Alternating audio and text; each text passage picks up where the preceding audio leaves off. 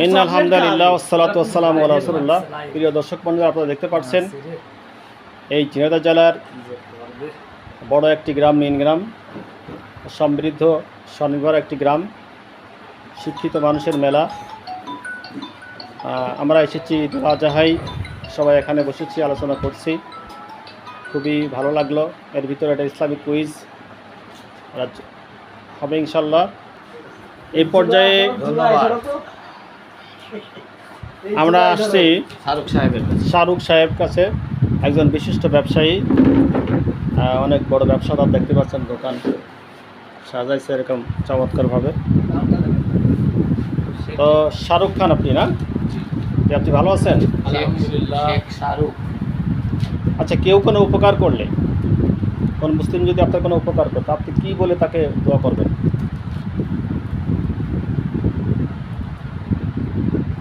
দীর্ঘজীবী হয়, সবাইকে আল্লাহকে তার উত্তম জায়গা দান করে, দীর্ঘজীবী, সে যেন জান্নাতুল ফেরদাউস পায়। আপনি কি আরবি বলতে পারবেন? কি একটা আরবি পরিভাষা আছে, একটা আরবি পরিভাষা আছে যেটা বলতে হয়,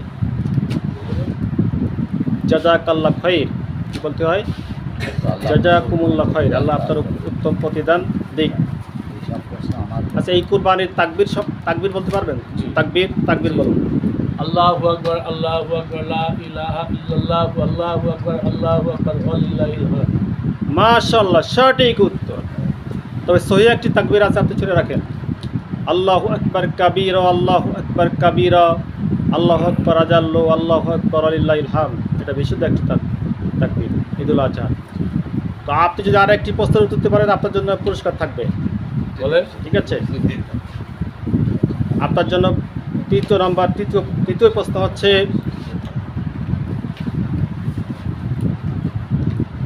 কুরবানি সংক্রান্ত। আপনার ইব্রাহিম আলাইহিস সালাম তার কোন সন্তানকে কুরবানি দিতে গিয়েছিলেন? ইসমাইল আলাইহিস সালাম। সঠিক উত্তর, মাশাআল্লাহ। মাশাআল্লাহ, মাশাআল্লাহ। আপনার জন্য থাকছে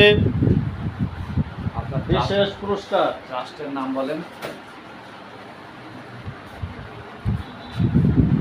আপনার জন্য একটি কুরবানি বিষয়ক বই, কুরবানি ও জাবিহুল্লাহ, ডক্টর খন্দকার আব্দুল্লাহ জাহাঙ্গীর রহমানের লেখা। নেন, আপনি দুইটা প্রশ্নের উত্তর দিতে পেরেছেন, আপনার জন্য পুরস্কার। ধন্যবাদ।